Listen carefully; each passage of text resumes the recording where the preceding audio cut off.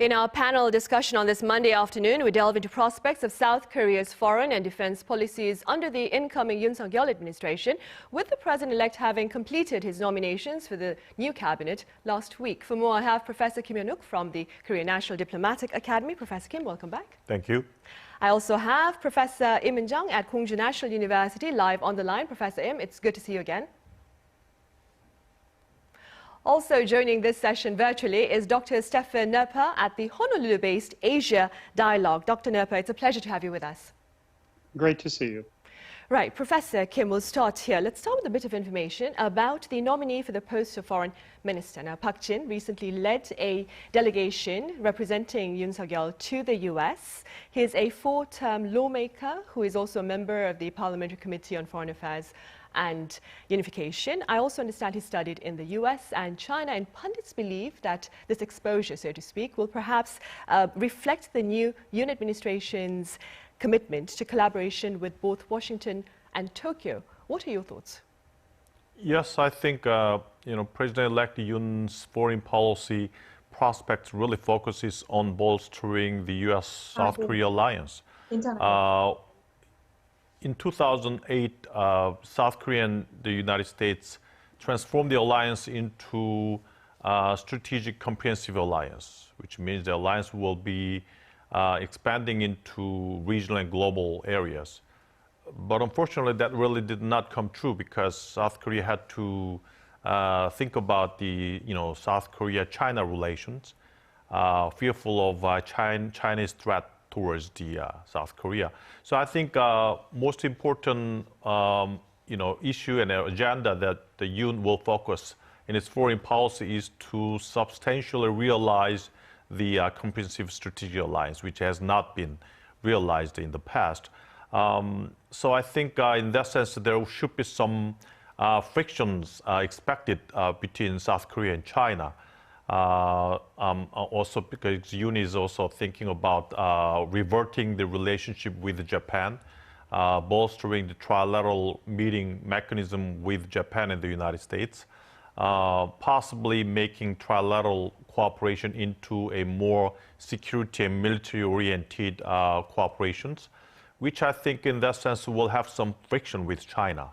Also, Yoon is thinking about the additional THAAD deployment in South Korea, which also will lead into the friction with China. So I think the important issue for Yoon government, I think, is how to manage the relationship with China, to what level to bolster the relationship with the United States, even to the military issues, maybe or maybe not. That depends upon situations. But China made it clear that military cooperation with the United States and Japan would really be something that crosses the red line from Chinese perspective. So that is the homework for Yoon government, how to handle that red line issues. Right, and ahead of that homework, Professor Im, Eun-jung is a retired three-star general who earlier served as deputy chairman of the Joint Chiefs of Staff, and he's been appointed to head the defense ministry. Now, speaking to the local media early last week, he claimed a military that does not train has, quote, no reason to exist. Now, observers say his words reflect the new administration's plans to reinforce joint drills with the U.S. How do these intentions look to affect inter-Korean affairs? Okay, let me first briefly mention about what kind of indication we see from the decision. Number one, again, the general Lee Jong-suk, he used to, as you just briefly mentioned, he used to serve at the Joint Chief of Staff, and he, for example, he earned his PhD in the United States. So he has been known and regarded as an expert of the Iraq-U.S. alliance. I think that decision indicates that, again, the new Yoon Suk-yeol administration, definitely they will prioritize ROK-US alliance rather than anything else. So that's number one indication I see. And number two indication I do want to highlight is, again, it has been a while here in Korea. We didn't see the joint drill for several years. Of course, for some of us who have supported probably the Moon Jae-in administration's approach toward the peace regime building in the Korean Peninsula, they might have been okay with that kind of situations, but many others who are more concerned about the security situations, from their point of view, this has been a concern. So domestically too, the new government needs to, I think, show something for those of us, again, who have been concerned about the security situation. So I do think this decision does indicate the mainly two things. Again, number one, message to the Washington, and number two is message to our own people. So having said that, how so-called provocative or even stimulating to Pyongyang, that's another issue. But more important thing is I'd like to highlight that again, the new government is trying to show again the its priority again, which is ROK-US alliance and domestic concern. Right. And staying on the Korean Peninsula, Dr. Noerper, do you see the incoming Yoon administration's perhaps U.S.-leaning stance as aggravating Seoul's standoff with Pyongyang, or perhaps does it set a fresh tone for talks, do you think? I think yes and yes. It shows the solidity, and there will be a reinvigoration, a renewal, and an uptick in terms of South Korea's commitment with the United States and vice versa. A vital alliance that this new incoming administration will underscore. The North Koreans may see that clearly as a challenge, and they will test that, early on. But it also presents an opportunity for a new platform to get to the negotiating table. We've shared concerns, the United States and South Korea, about the missile and nuclear development in North Korea, and we've seen the enhancements and now 12 missile tests this year. So getting to the negotiating table is absolutely key, and perhaps there will be new leverage then to sit down with the North Koreans in a pragmatic way, but through the prism of ROK-US relations emphasized a bit more this time. Right. Professor Kim, South Korea ran a covert nuclear program in the 1970s, but it surrendered it for security guarantees from the U.S. Now, given the mounting geopolitical concerns amid Russia's invasion of Ukraine, some politicians here have been proposing the redeployment of tactical U.S. nuclear weapons in South Korea to deter North Korea. Is this proposal a feasible option, do you think? Yes, I think the public opinion in South Korea supports the nuclear-equipped South Korea, whether its own development or throughout the U.S. deployment of tactical nuclear weapons in South Korea. Sorry. But I think what is the priority for the United States is to maintain a very solid U.S.-South Korea alliance. Let's assume that South Korea possesses nuclear weapons. I think that there will be no more U.S. needs for South Korea to guarantee security for South Korea. So in order for the United States to maintain a very solid alliance with South Korea, I don't think the U.S. would allow South Korea to maintain nuclear weapons. So maybe that's good for South Korea's security, but I don't think that's something good for the alliance, and I don't think that's something the U.S. will allow for South Korea to possess. Right. And Professor Im, a paper published in February by the US-based Carnegie Endowment and the Chicago Council on Global Affairs, as Professor Kim mentioned, shows 71% of South Koreans in favor of their country owning nuclear weapons. Now, clearly, the public here supports a tougher defense mechanism. How does this reality then look to play into the new administration's defense policy? Well, the Carnegie Endowment's that survey result is, I don't think it's something very new, because South Korean public's that kind of concerns or even supportive idea for having nuclear that has been pretty much high. Sometimes it went down, but it has been somewhat rising because of the tensions we do see these days in the Korean Peninsula. Again, this year only, today is April 18, but until today, again, the North Korea, they made 13 different tests, or which we call, again, the provocations. So having had that kind of situations, again, Korean publics are also very much concerned about our own deterrence capacity. So that is, I do see all this kind of, survey results reflect the public concerns we have deep inside our minds. So having said that, how does the new administration play with the situation?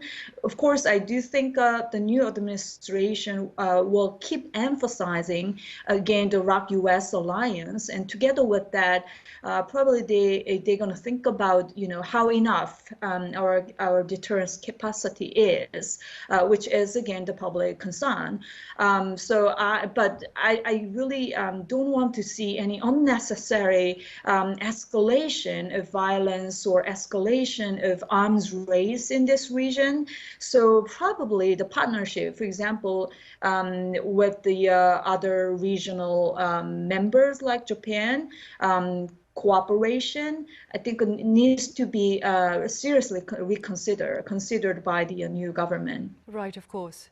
Dr. Noerper, parallels have been drawn nonetheless between Ukraine's plight and that of countries which have chosen pacifist policies, including Japan and to a certain extent South Korea, given its current standoff with a nuclear-armed North Korea. That being said, do you suppose this common reality, so to speak, may perhaps serve to provide Seoul and Tokyo with a fresh momentum for productive dialogue and diplomacy under the Yoon administration? Well, certainly in terms of dialogue for productive diplomacy, and it could bring Tokyo and Seoul closer together. Look, we're talking about a sense of vulnerability. We see that with Ukraine and the way that it has suffered under the Russian attack.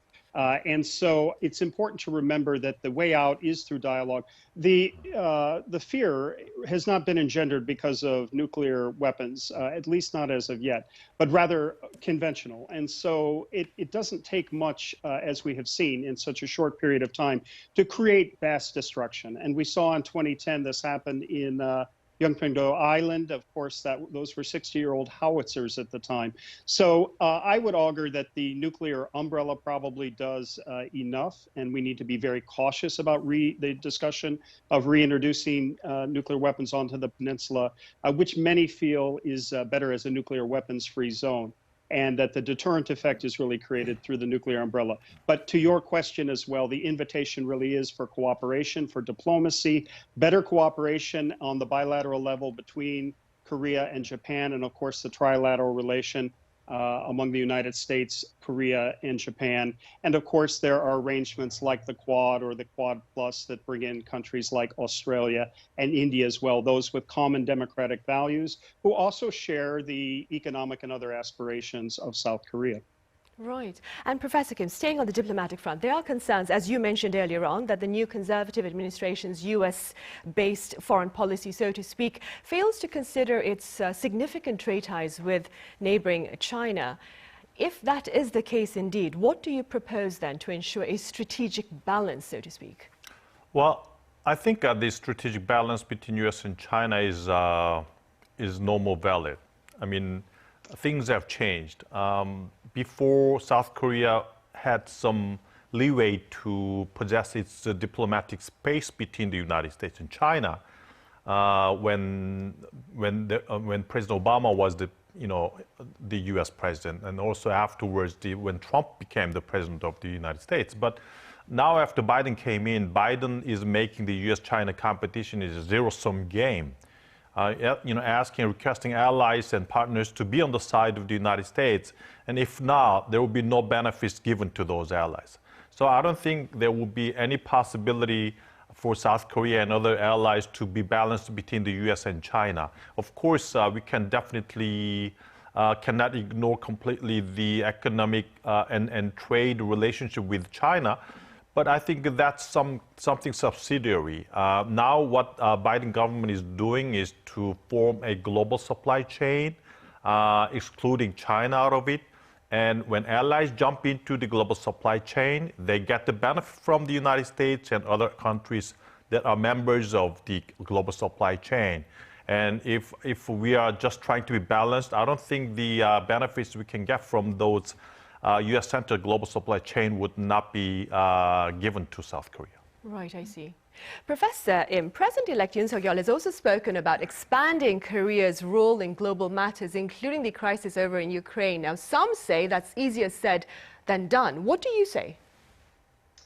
Well, again, I'd like to reintroduce the article written by the President-elect Yoon Suk-yeol. Once I introduced through this program, but he wrote that in the Foreign Affairs magazine, and he highlighted that South Korea's role in the future should be and can be a global pivotal state.